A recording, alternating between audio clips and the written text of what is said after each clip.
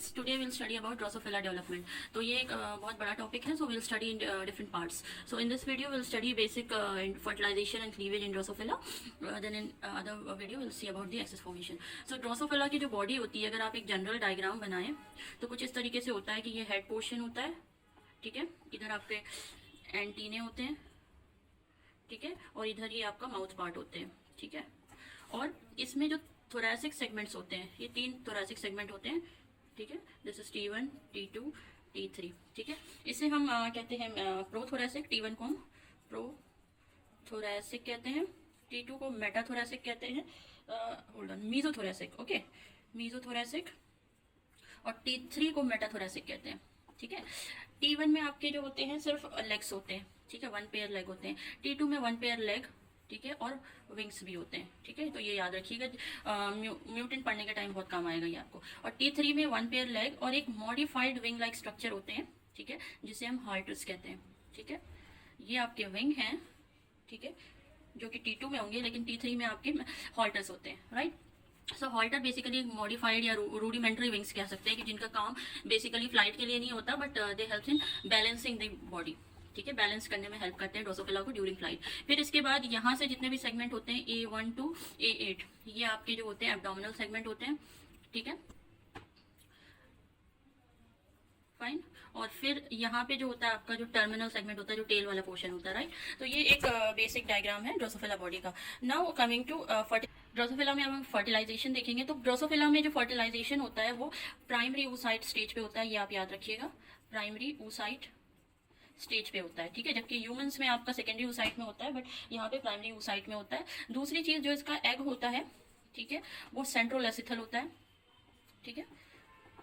Centrolecithal मतलब जो इस एग में जो योक होता है वो बिल्कुल बीच में होता है, ठीक है, कॉन्सेंट्रेटेड होता है। तो ऐसे एग को हम सेंट्रोलेसिथल एग कहते हैं। और इसके एग में एक तरफ एक स्ट्रक्चर होता है जिसको हम कहते हैं माइक्रोपाइल, ठीक है। ये स्ट्रक्चर जो होता है पॉलीस्पर्मी को प्रिवेंट करता है, मतलब अगर एक बार एक स्पर्म फ्यूज कर गया तो अब ये दोबारा दूसरे स्पर्म को फ्यूज करने नहीं देता, एक से ज्यादा स्पर्म फ्यूज नहीं होते यहाँ पे। तो पॉलीस्पर्मी जो है उसको प्रिवेंट करता है, ठीक है।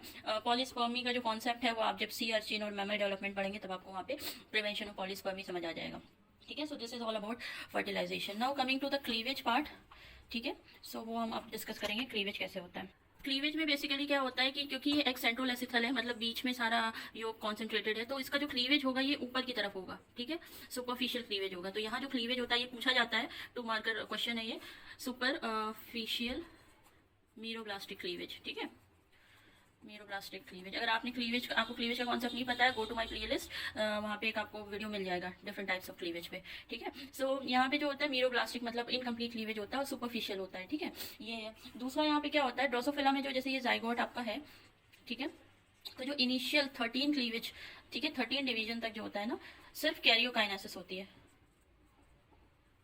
मतलब सिर्फ न्यूक्लियर डिवीजन होता है। तो ये क्या होता है, ये न्यूक्लियस जो होते हैं ना पेरिफेरी पे अपने आप को अरेंज कर लेते हैं, कुछ इस तरीके से अरेंज हो जाएंगे, ठीक है। और हर न्यूक्लियस के सराउंडिंग इसका खुद का थोड़ा थोड़ा साइटोप्लाज्म होगा, ठीक है, इस तरीके से ये साइटोप्लाज्म से सराउंडेड होंगे ये न्यूक्लियस, ओके।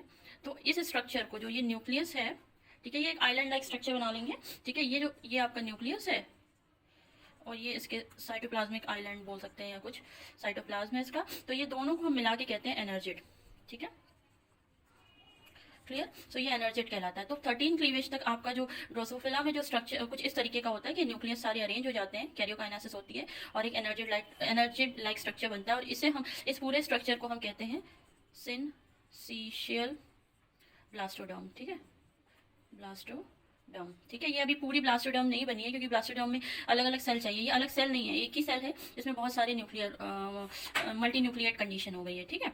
सो अब इसके बाद क्या होता है नेक्स्ट स्टेप। हाँ, तो ये जो है ये आपकी सिनसीशियल ब्लास्टोडर्म थी, ठीक है, जिसमें कि आपके जितने भी न्यूक्लियस हैं वो अपने साइटोप्लाज्म के सराउंड में ऐसे एनर्जी लाइक स्ट्रक्चर है। अब जैसे ही आपका 14th क्लीवेज शुरू होता है, ठीक है, अब ये जो है सब सेल डिवाइड हो जाते हैं। अब हर न्यूक्लियस के सराउंडिंग में अपनी पूरा एक प्लाज्मा मेम्ब्रेन और पूरा सेल अलग अलग सेल बन जाएगा, ठीक है। ये इस तरीके से हो जाएगा ये सारा स्ट्रक्चर। अब इनकी प्रॉपर खुद की मेम्ब्रेन डेवलप हो गई है, ठीक है। तो इसे हम कहते हैं, अब ये बन गया आपका सेल्यूलर ब्लास्टोडर्म, ठीक है। So this is all about cleavage. ठीक है, ड्रोसोफिला में क्लीवेज कुछ इस तरीके से होता है। 14 क्लीवेज के बाद जो है अब सेल डिवाइड होना शुरू हो जाते हैं पूरे, but till 13 cleavage it's only the nucleus which will divide. इसके बाद जो स्टेज आती है उसको हम बोलते हैं मिड ब्लास्टुला ट्रांजिशन। ठीक है, इससे क्वेश्चन आता है। ठीक है, डायरेक्ट भी पूछा जाता है what is mid blastula transition, या इसमें क्या होता है इस स्टेज में, MBT। ठीक है, तो वो हम देखेंगे अब इसमें कि होता क्या।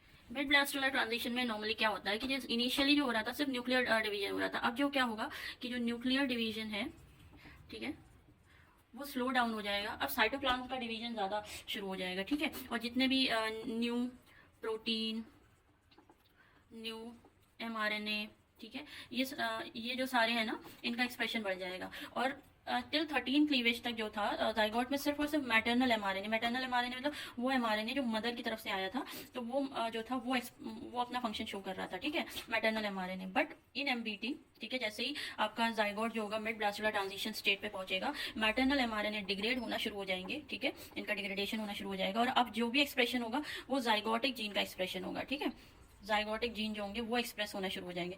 मैटरनल mRNA में क्या होता है, सिर्फ एग अपना mRNA देता है। ठीक है, जब जाइगोटिक जीन की बात करते हैं हम, तो यहाँ पे जो जाइगोट बनाया मेल और फीमेल गैमेट, स्पर्म और एग के फ्यूजन के बाद जो जाइगोट बनाया, अब वो एक्सप्रेस होंगे, वो जीन मतलब मेल फीमेल दोनों जीन एक्सप्रेस होंगे, जबकि मैटरनल में सिर्फ मदर अपना mRNA का कंट्रीब्यूशन दे रहा था। So this is all about basic introduction कि ड्रोसोफिला में क्लीवेज, फर्टिलाइजेशन कैसे होता है और MBT स्टेज क्या है। So in next video will see axis formation in Drosophila. Thank you so much.